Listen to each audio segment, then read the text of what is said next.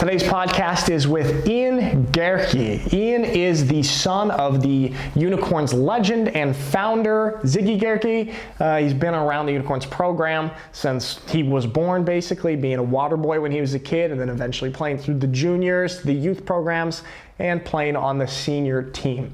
He, this past year, went and played in the ELF as a receiver for the Berlin Thunder, so he got a really cool experience there. He is trying to decide now what he's going to do next year, so we had a cool, interesting conversation about his experience with the Unicorns, the ELF, where he thinks the leagues are headed, and his football future. Sigi Gehrke. Real professional. Clapping, you want to use this? What's that? Oh yeah, we should actually use that. That's literally what it's for.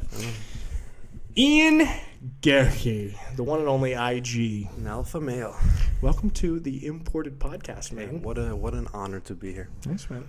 It's an honor we can lock you down, talk to your agents, your people, and we finally got you on the pod, man. It's good. It's good stuff. I have a million questions for you. I got time. Okay, cool. First one, I guess I just want to give people a little bit of context. You are the son of Unicorn founder and legend, Sigi Gehrke, as seen in Unicorn Town. And you've been a part of the Unicorns organization since what age? Well, I mean, basically my whole life. The first I can remember is when I started playing, which was in 2007 when I was 9. Wow. So, yeah, I do have a lot of pictures, though, of me, like, you know, being on the sideline with my mom and running around. But the first real memories I have is actually playing. Okay. And did you start with the flag football? I did, yeah. Actually, back then we couldn't start until you were 10, and then Ziggy started a younger group so I could start playing a little earlier. So, yeah. That's what we call nepotism, but in the best way possible. He started a whole team so his son could play early? Yep. Oh, nice. I like that a lot. Which guys that I know did you start playing with? I know you played with Junior from a young age. Yeah. Any other guys that are still around? Yeah, actually, it's not that many. It's Junior I played with, Toby Leffler. Oh, yeah. Mo Schreiber.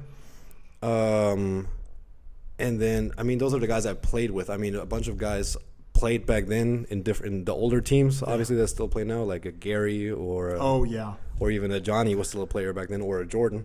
It's so weird for me when I see pictures of Jordan and Johnny and Pat, especially Jordan. Yeah. It's so strange for me. Yeah, it's just like a glitch. You always forget. Yeah, he was a player. He's just an import like me. Right. And then I think that's it. Maybe like Jan Klink came in when I was like 11 or 12. Yeah. But the thing is, like when we started that, basically people only started coming in because everybody could only play when you were like 13. Okay, yeah. So yeah, so a bunch of people just started playing then. So the ones that were already here were older or playing already, like U19 or something like that. Right. So being around the program so long, how have you seen it change in the last, well, how old are you? You're 24? 24. 24? In the last 24 years. Honestly, that to me is probably the most impressive thing that's happening in not just for us, but in the football world here in Germany now. It's crazy because I can remember the times when I was there just watching as a kid, and it was like, you know, beers on the sideline, dudes, you know, they were all from here, and they were, you know, nobody really, like, they had guys that could play, but nobody really knew anything, like how to practice. It was just like, hey, let's play some football. And then, like, it just rapidly grew. After we won that first German Bowl, I was 14 when that happened. You were 14. That was 2011. Right. Oh, I was 13. Yeah. Okay. That was 2011. Yeah. So, and after that, like, just people wanted, like, because we're such a small town, everybody got wind of it, and then they thought, hey, I want to check this out too. I want to be a part of this. They are the German champions, which obviously is a big thing for such a small town. And then people just started coming in, and we had more resources, and people took it more seriously. And then, yeah, I mean, now we have, I mean, just the last couple of years, we had so many guys just playing here, and you can kind of sort out, and, you know, like, the really good ones make it to the GFL team. We had a U2 and stuff. Yeah. So yeah, it was a huge improvement from what I can remember. Man, so 2011 was really sort of like a catalyst turning point to really, this is getting legit. I'd say so, yeah. How did the Unicorns win the German Bowl that year? I mean, I know they had a crazy quarterback. Was that Aaron Boehme? That was Aaron Boehme, yeah. Okay. That to me is still, it's kind of hard because that's my kid brain speaking. Yeah. Okay.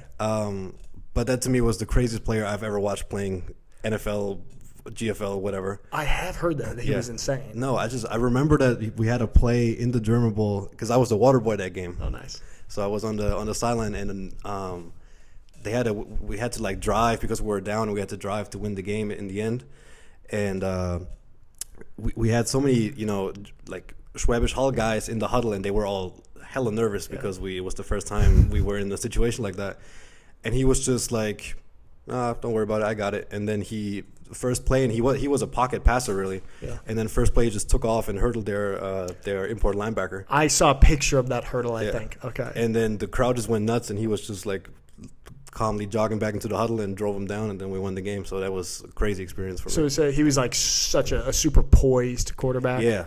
And he had, I don't know what his stats were exactly, but it was crazy. It was like 50 touchdowns to 2 picks or something like that. Didn't he like had no picks and then threw 2 in the German Bowl or something like that? Something crazy. It was crazy. He had a crazy stat line. That's you hear the legends about this guy. Cody hates him because he went to Linfield, which is Cody's college's rival, or he pretends to hate him. I think he respects his game. Okay, but that dude only played 1 year. Right, which until you guys got here really was normal, Right, that's true. Oh, yeah. How that is totally normal. Yeah. I mean, that's okay. Cody from Cody was the first one probably. But yeah, how was that for you seeing sort of the change in import culture to guys like me, Rudy, and Devin for a while? Yeah, staying for a long time. I'd say it helped. It helped just with the culture because in a way, it was interesting for everybody. Like having somebody new there every year, but it also meant like we had the year after we won the second German Bowl was a mess with our imports. Oh yeah. Yeah. So 2013. So you can never know. What you're getting. Like it's the same with the NFL draft. Like you can like a guy on tape and then he gets there and you're like, Yeah. So yeah, but I mean, I feel like it's also because, I mean, it's hard for you guys to realize that probably, but I feel like it improved a lot with what you guys are able to do here now and what you're. I mean, if you watch Unicorn Town, you can see the import house and all that, but that was still probably an improvement over what we used to have. So we used to just have guys come out here and kind of play for like a vacation year, sort of. And now you guys are. I mean, you found other ways to make your way around here, obviously, but. It's more of a life you can live here now. Right. You're seeing more guys like being able to sort of set up some roots out here and find opportunities outside of football, and whether that's on your own or through resources with the team and stuff. And I mean, right now I'm thinking mostly like myself and Rudy for being here so long, and Cody. But yeah, it's pretty cool. But you do lose that sort of excitement of having new imports every year. Because even I felt it this year when we got like Alex, we got Jake, we got Bryce. It was like, oh, new Americans here. Like, I can't wait to see how he is, what he thinks about Germany and stuff. I think what's underrated too is, as a German guy, it's fun to show everybody everything, and that's kind of a experience too, because you always get these stupid Americans, and you have to teach them how to live here basically, and show them all these cool things that they haven't experienced before. So that's an aspect, I guess, that is lost in that, but also you get to play with people right, and you can rely on them. Yeah, that's a great point, because it is. I mean, I have made a bunch of YouTube videos about like the excitement of a foreigner discovering this town, or even Germany in general, but like it is a super exciting thing. But yeah, I guess like this year we sort of had a cool combination of some imports that have been here for a long time, and then a good handful of brand new imports. So we got a little bit of both of that. But talking a little bit more about your personal football experience, because this year you were not with the Schwäbisch Hall Unicorns. Right. You went to the Berlin Thunder of the ELF. First question I have about that is, how was that a difficult decision for you to not play or be a part of the Unicorns this year, a program you've been such a part of? Yes and no. It was a difficult decision in a sense that I have so many ties here, and obviously my name is kind of associated with this. Which wherever I go, that's the questions I'll get. Yeah. But also for me, it was being here my whole life. I feel like I kind of owed it to myself to also check out what else is out there and kind of explore, like, hey, what's it like playing somewhere else? And I've always, I'm leaving. I had always in the back of my head, I knew like I'll be back here eventually. Yeah. It's just like while I'm still like studying right now and still being young, I can still kind of explore these things that I won't be able to do in a couple of years maybe. So yeah. Yeah, it makes a lot of sense. I mean, you have to take these opportunities when you're young and able to do it. So do you feel like you got sort of an import experience in a way? Yeah, I'd say so. Because, the thing is, so for those who don't know, the ELF can't provide housing for the German players. Right. So that aspect I didn't have, so I had to basically rent my own place. So you're not like, you don't have the Ami house experience, basically, which we still had, and you could go over. Like, oh, really? Okay, so you have that sort of core. Right. Okay, that's good. You do, but only the European imports and the American imports. They all live together, but I didn't live there, obviously. Yeah. But for me, it was probably more like the import experience because I got to, explore everything and in a city I didn't really know and meeting new people, being in a new organization. And for me, it was also a lot of things like, like how would the system be? How would the coaching be? Would I get along with people? Would I hate it? So that was interesting too, yeah. And how did it go? How was the organization? I know that it's hard to compare to anything except for the Unicorns, but what are your impressions of the Thunder? I'd say I can compare it kind of well because, I have a lot of, like, I know a lot of guys playing in the league, so I can kind of, and I've known a lot of coaches over the years. It was really great. We had so obviously Björn Werner is he's a part owner, but he's basically like running the show kind of because sorry to interrupt. For those who don't know, he is a German native who played in the NFL for quite a long time and is pretty big in the German football world. Right. He's basically him and the commissioner are basically the face of German NFL football kind of right now. So when he got the job when he bought the team basically, I knew that was a good change because the year before they were kind of struggling with organization wise, and that was part of the reason why I wanted to go there because I knew he'd make things happen there because he has such a ranking in German football. He didn't want to mess it up basically. Right. So yeah, he went out of his way to make it a great experience for everybody, which was great. I got my head coach up there, Johnny Schmuck. Yeah. Was basically, I'd say, one of my closest friends up there too. That's awesome. he was a great guy. Being a German coach too, which I hadn't had for a while because in the GFL I've only played for Jordan basically. Right. Yeah. Which you probably won't realize, but like culture-wise for a team, that's a big difference having a German guy or an American guy. Right, for sure. So no, and it was really awesome. Like the people were great. We played a decent season. Didn't obviously would have liked to get to the playoffs. Didn't do that, but we still had a big swing from being one of the worst teams the year before to now being like a contender team. Yeah, that's great. It's like a pretty big turnaround. There's a lot of potential there. Who were the imports that you guys had? The A imports and the E imports that you had this year? So the A imports were on offense. We had Jock Crawford, who was there the year before, running back baller, great person, great player. Been around, like he's played in Brazil too. He's a pretty big name in international football. Yeah, and he was actually a really high school recruit too. Really? A lot of people don't know that. Yeah, he was a really he got a lot of D1 offers. Oh wow. Where did he play in college? Do you know? He went to a JUCO and then he was at Kansas for a while. Okay. And then I think transferred again. Yeah. Then we had Joe Germanario as our quarterback. He was with Kiel the year before. Yep. Also great guy. Little Brett Favre-ish, but great guy. Gunslinger. Yep. And then on defense we had Kyle Kitchens, who was the defensive player of the year. Yeah, he's a baller. Yeah, he's really good. I got asked the other day when I was on a different podcast. Him and Devin to me are basically the same person kind of.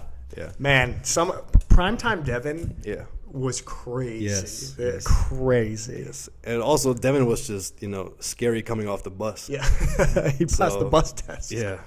And then we had Robbie Kendall was our last American on defense, but he got hurt midway through the season, so we picked up Dominique Shelton from Innsbruck. Yep.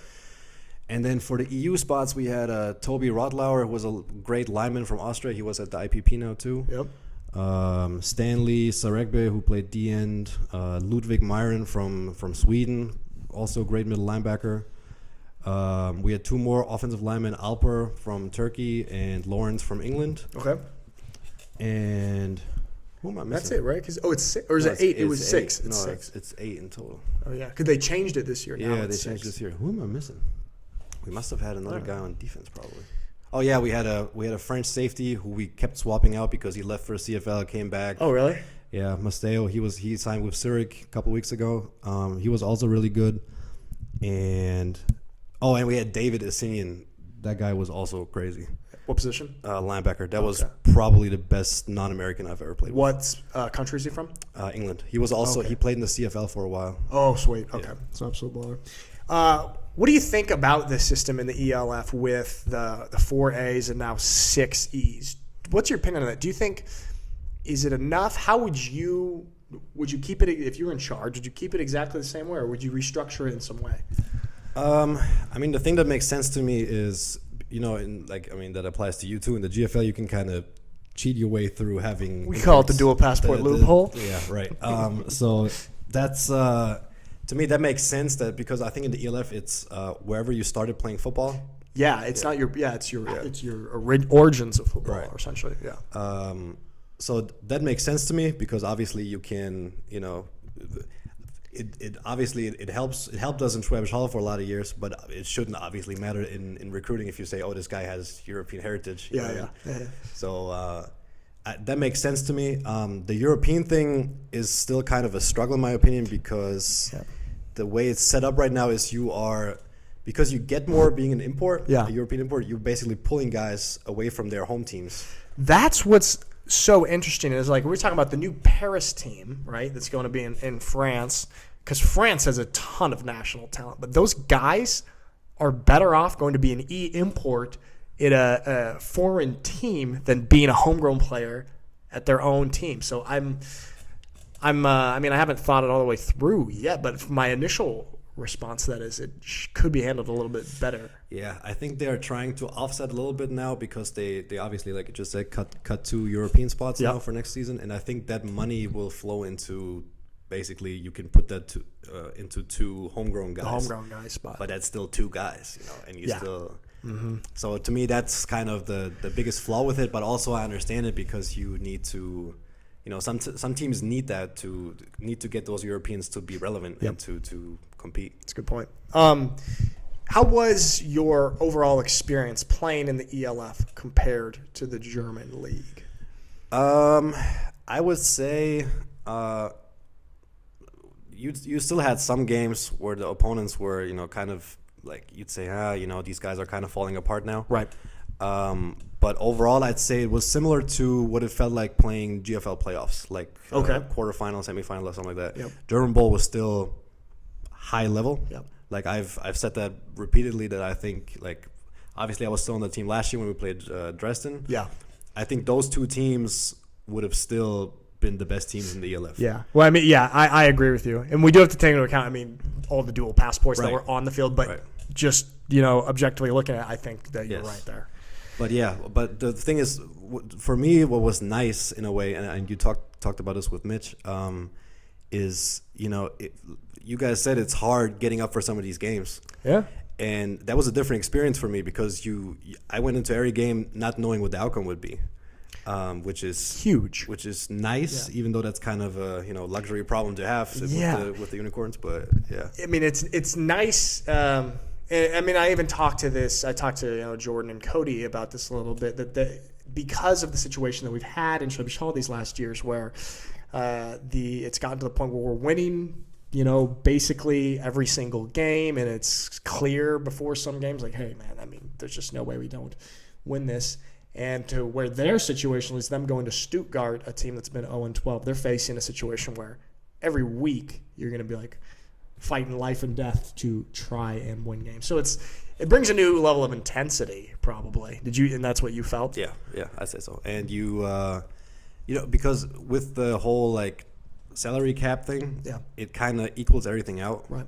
In a way, because you can't, one team can't provide you something more than another unless they, kind of go around the system too, which teams do. But overall, it still kind of levels things out. I mean, you still have like some teams that will be a little more top heavy and a couple that will be a little worse. But overall, it's just a very balanced league, I'd say. Yeah. So that was a big difference. Who were some of the individual players that really stood out to you in the league that you were impressed with? Any American or European? Well, I would say so. Kyle, obviously, because he was on my team. Yeah. Game record. Who did we play? I mean, honestly, who stood out in watching film was Goran.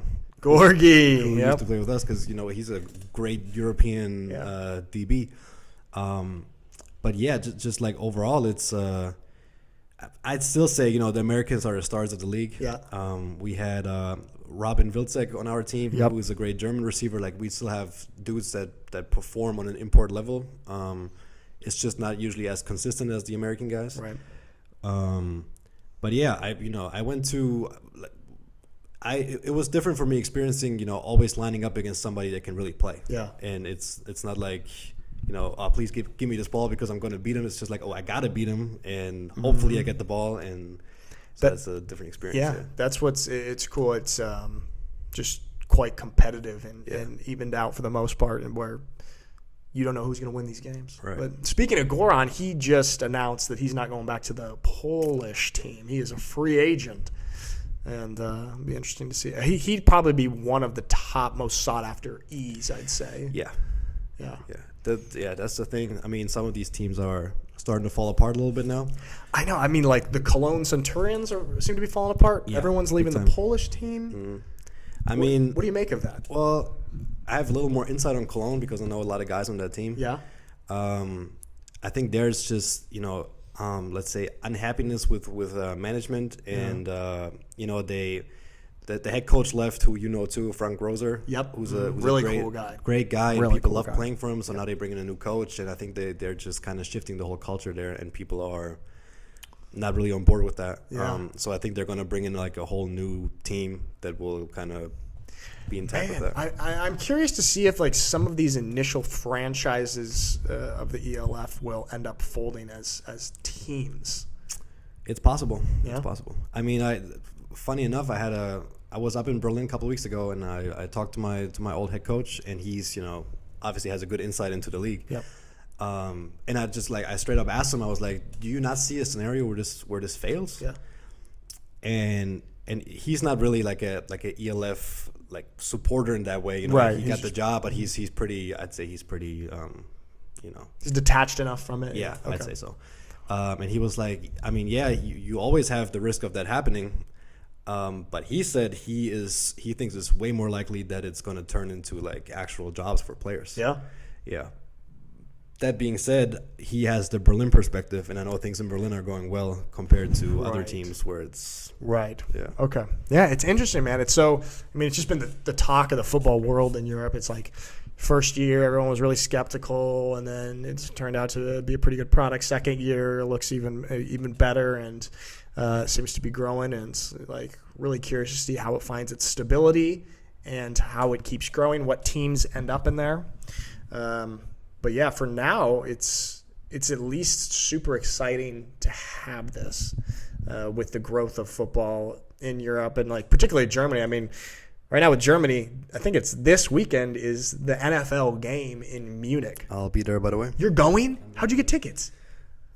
Robin Wilczek, Yeah? he got through with the ticket. With sale. like the ticket. Yeah. Oh, I'm so jealous for that. Yeah. That's so awesome, man. That is so sick. So did he just win it or get it in that? You had the wait online, Right. the thing. Yep. The lottery, basically. That's the word I'm looking for. The problem was that whoever got through, you could get up to 6 tickets. Yeah. So obviously everybody maxed out when they got in. Oh yeah, for sure. And he got 6, and then was basically like, hey, You want to go? You want to go? You want to go? amazing. And obviously everybody was like, oh, yeah. Hell yeah, that's so cool. So, yeah. I mean, did you hear that there's something like when they first opened up on the website, there was 1 million people trying to get tickets and it crashed? Yeah. Yeah. I love to hear that. And then people started selling it for crazy amounts on eBay, and then they had to shut that down. Yeah, they get into the secondary markets. People are really going crazy. Yeah. But it's like, hopefully, I think this will end up being that maybe next year there'll be multiple games in Germany. I could see that, yeah. It's. Did you see that the NFL is talking about establishing a 4-team division in Europe? Yeah, I heard about it. I don't think it's going to happen because honestly, since I've been in Germany, I've heard that the Jaguars want to settle in London for like 10 years now. Yep. I don't think it's going to happen. I think what people have to understand is the German NFL fan base is a lot bigger than the German GFL or ELF fan base.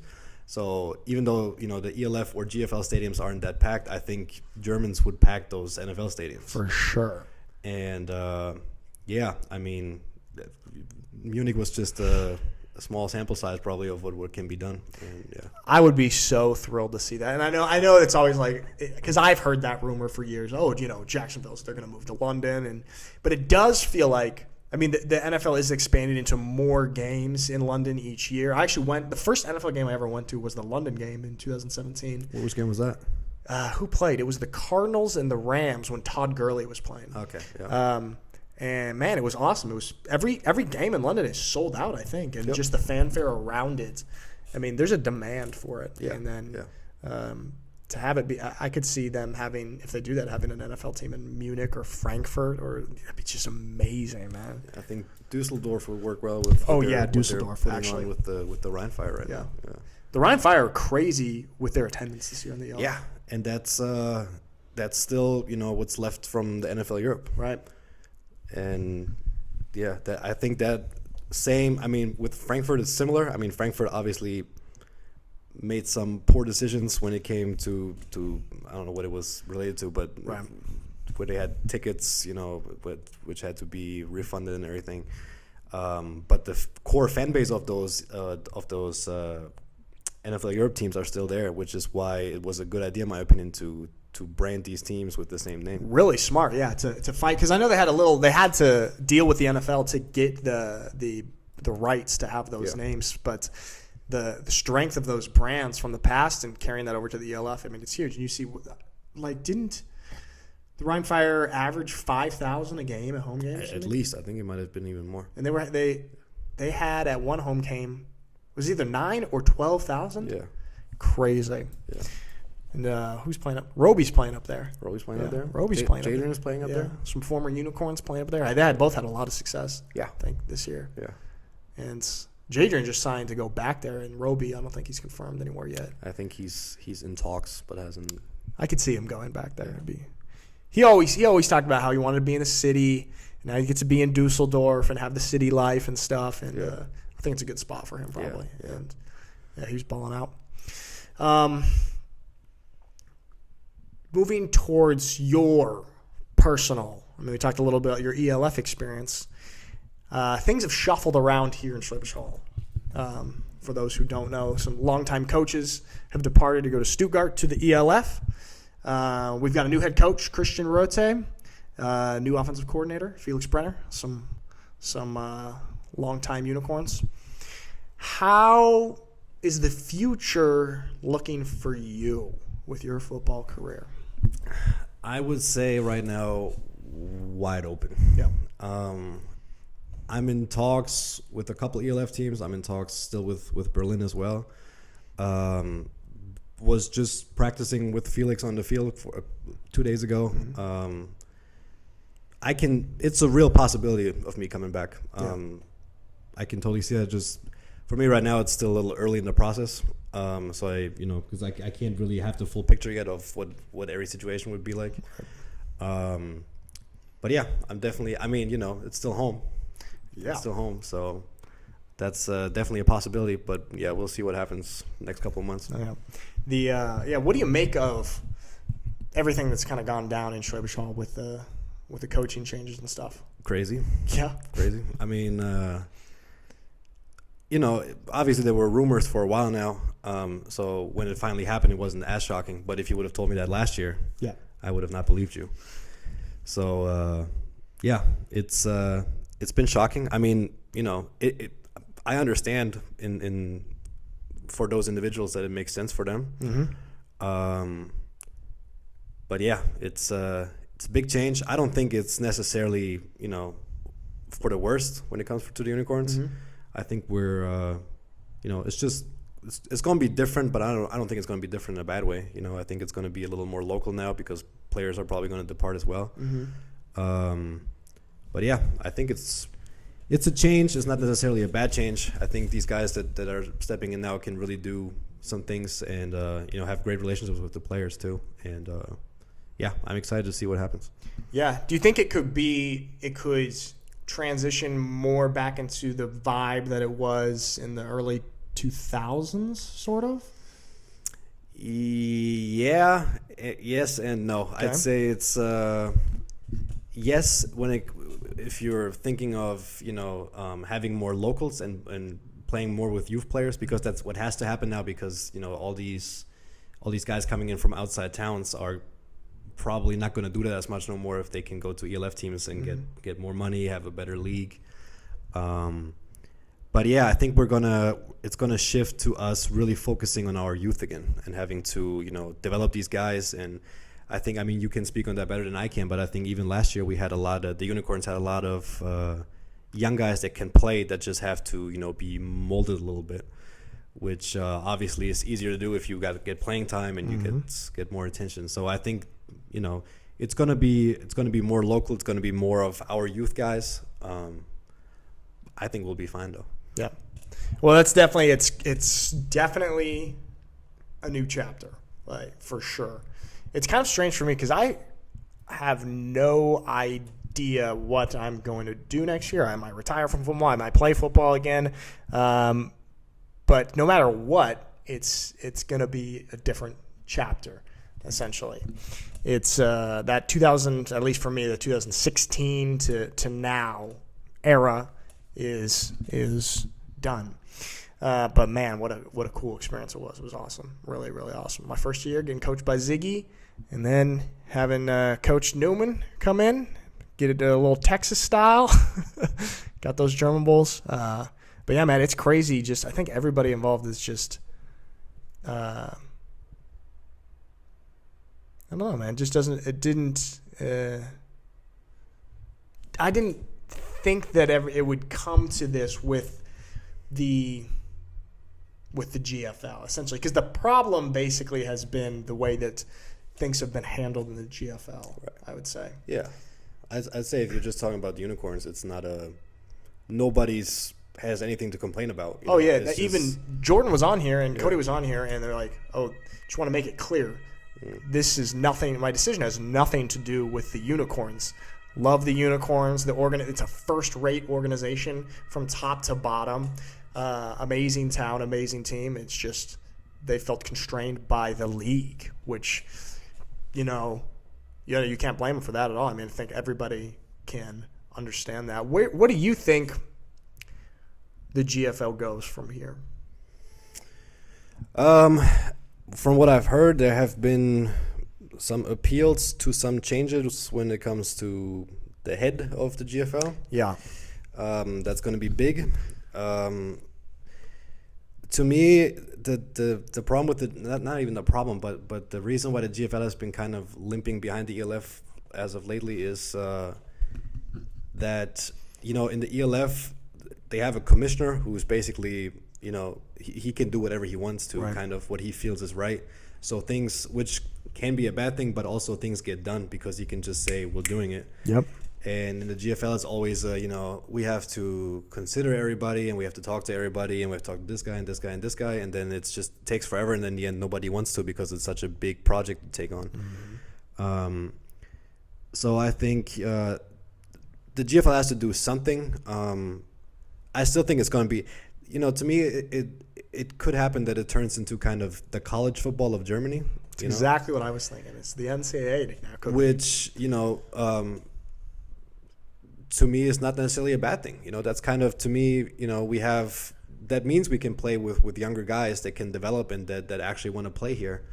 And yeah, but I think what the GFL has to do is just kind of bring the competitive level within the league kind of on the same level. I think we have to, there's a bunch of teams. Like if you line up against a team, there's some teams you say, okay, this could be fun, and there's some like, okay, when are we going home? Yep.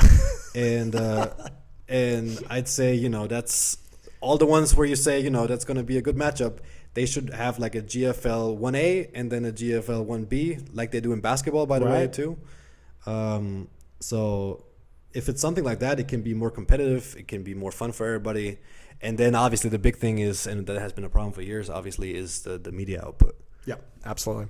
And you see, I mean, just because the ELF has done such a phenomenal job with the media and the marketing. And I mean, the Unicorns as an individual team are top notch with media and marketing. But on a league-wide standpoint, it has not been competitive in the past. You see the GFL is now making steps. They're making the graphics like the ELF does, when people get signed and stuff like this. But the media aspect is a huge point. But I really like the idea that you had there of sort of the 1A, 1B, where you can sort of restructure the league. Because there's still on ELF teams, rosters, you can only have X amount of guys. Not everybody can play in it, and not everybody wants to play in it. It depends on your individual situation. But if they can restructure in some sort of way to have more competitive games each week, there's still some hope there, I think. Yeah, I'm sure people notice, but it's still not. Even if you play ELF, it's still not a job. Right. It's still a hobby plus, I'd say, because you get, like the German guys, you get paid, but you don't get paid enough to say, I'll move there and it makes financial sense to me. Right. So if you don't have, and I mean, there's only a limited amount of cities, obviously. So if you're not living there right now by chance anyways, you might say, it just doesn't make sense to me to go there. Well, that's what because I knew, I thought initially, when the Milano Seamen joined the ELF, I'm like, everybody from Italy, any talented Italian player is going to move to Milan and play for the Seamen. And I was just down there a couple of weeks ago for some national team stuff, and that's not necessarily the case. It's, like you said, for the homegrown guys, it's not a situation where you pack up and move your life for, what is it, maybe 500 euros a month. It's just not. So a lot of these guys are remaining at the teams in their cities where they have their lives. Now, for a young guy, maybe it makes sense. Maybe you're studying. Maybe you can manage this. But I do think that there's still the homegrown national leagues will still always have a place because of that. Yeah, and to me, it's going to be interesting because there are so many new countries in the league now, or teams from different countries. Yep.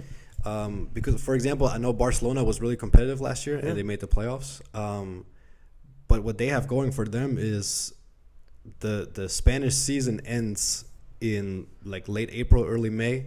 So all the guys are done. Yep. And they can just basically form a Spanish national team there kind of for 5 months in Reus or wherever they play. So that works. That's huge. Yes, that is perfect. Huge. And they need that. Yep. Because you don't have, if you get all because Spain has talent, it doesn't have the amount of talent that Germany has. Right. No. So you need all the guys you can get from that country, and then you can have a really competitive team. Yeah. I mean, you see all of these federations in each country have, cut deals with the ELF partnerships and stuff. Italy has recently done it. But for a situation like that, that's perfect, where the National League can go up until near the start of the ELF season, and so players can play in both. I think that's really smart, and I would hope to see the German Football League have a cooperation and partnership with the ELF. Yeah, and that's, in general, as an outsider looking in, that is the most logical step to say we are cooperating in this. Absolutely. But in the heart, it hurts a lot of people right now because a lot of people are feeling, duped by all this because, you have a lot of guys that did a lot of volunteer work for a lot of years, and now you're basically just stomping on that with this new league. which is the one complaint I can totally understand by GFL teams saying, hey, you guys are just taking all the players that we've kind of crafted here. Right. Oh, absolutely a fair point. But then what's the alternative? You say there's no cooperation and you continue to fight and it would just get worse. Like what? You got to decide something. So we'll see. I mean, kind of like what you mentioned, if the leadership in the GFL changes and the league is willing to make a cooperation. Because what's really cool, I think, is, for example, the Vienna Vikings and the Swarco Raiders, who have their Austrian team and then their Elf team. It would almost be like, how the Unicorns have the U2? Yeah, the GFL team and the U2. And you can have a situation like this. What do you think about that, about the kind of how the Austrian structure goes? It works for them. The problem is, you took teams that already existed, which you didn't do. The only team they kind of did that with here is Frankfurt, right? Which I don't think they cooperate that much with the Universe now. Nah. So that's the thing, and the problem is, like, let's say we would have a Unicorns that joins the ELF. Yep. That would work perfectly because we could have our GFL team play ELF and then have our second string guys basically play GFL. Mm-hmm. Won't work because we're too small of a market, obviously, to join the league. Mm-hmm. But yeah, in that's the right approach to basically have a partner team. It's just that it's still and like I said, logically that makes a lot of sense, and that's the only good thing that should happen and has to happen for this to work. But I think it's a little too early for that still, and there's still too much fighting going on in between the leagues. That's great. All right, I want to hear from you the case for yourself, for Ian Gehrke. What's the case for you to play in the ELF again? And what's the case for you to play with the Unicorns in the GFL? Make the arguments for both. Okay, so the Unicorns is easy. Yep. This is where I live. This is where I grew up. This is kind of what my dad has created in a way. And last year I was still coaching here. So I have so many ties here. I mean, I love the city, or the town. It's a town. Unicorn. Yeah. And coming back would really be more of a feel good thing, in my opinion. And it kind of, to me, it kind of has to connect with the coaching part, because that in the ELF you don't have that because there's no youth teams, obviously. Right. And that's something I really enjoy, and that's something I'd love to do for a living if I can. So those are two things that kind of have to go together for me to come here and for it to be attractive. And then for the ELF, it's just, as a player, you always, and I think Mitch talked about this too, as a player, you always want to play at the highest level possible. Mm-hmm. And I've already said this, I think it's going to, let's say I would come back to the Unicorns, it would be hard for me to turn on those games on Sunday and be like, I'd really love to compete there right now too. Yeah. So, for me, it's more of a, how much does Ian Gehrke, the player, still want to do, and how much does Ian Gehrke, the person, want to do? So, that's kind of the conflict right now. A lot to think about. Yeah, it's I feel you, man. I'm in a position where I've got so much to think about as well, and it's just sort of a crossroads time.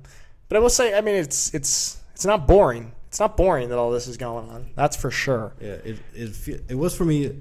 It was weird last year before I went to Berlin, because I think it's kind of close to being an NFL free agent. Yeah. Because you kind of sit back and be like, okay, overwhelm me, tell me what's great about you. Uh-huh. So it was a fun experience. I went to a bunch of camps, talked with a bunch of coaches, which you don't have here because you don't have college recruiting. You don't have, it's something you're completely missing out on as a European player. So yeah, it was a cool experience. It can be a stressful experience too, obviously, but that was different. Yeah, it's fun to be recruited and to be be able to kind of talk around and get some attention in some of these from some teams and stuff. It's a cool feeling. How was it for you this past year not being a part of the Unicorns and seeing the team from outside? Was that weird? Yeah, Yeah. definitely. It wasn't even necessarily weird because it was still fun for me to follow everything. Right. It was just like, I don't even remember. There were a couple of things, like events that happened. Like, for example, you guys always have the camp in the beginning, and Yep. you do the map game thing. Yep. You know, like I get wind of that too on social media and everything, and it's weird, like just seeing it as a fan now Yeah. and not being there for it. Yeah. So yeah, it was weird. It was still fun though because I was still here a lot, and I was still coaching, so I was kind of around the team, and I could still see everything. And sometimes you'd be like, I'd love to be in that game right now. Yeah. But then on the flip side, you're like, okay, I got my game tomorrow. Right. So Yeah. Now it's got to have been a unique, interesting experience. But that's what we'll say. The Unicorns home games, man, these are great. freaking awesome. Great home game environments, and some of my greatest memories of my time in Germany are these Unicorns home games. I agree. Ian Gehrke, I wish you good luck in the coming months for your football future, whatever you decide to do. And I'm sure that you'll find success with whichever path you go down, man. Thanks a lot for coming on the podcast. Anytime. Appreciate it.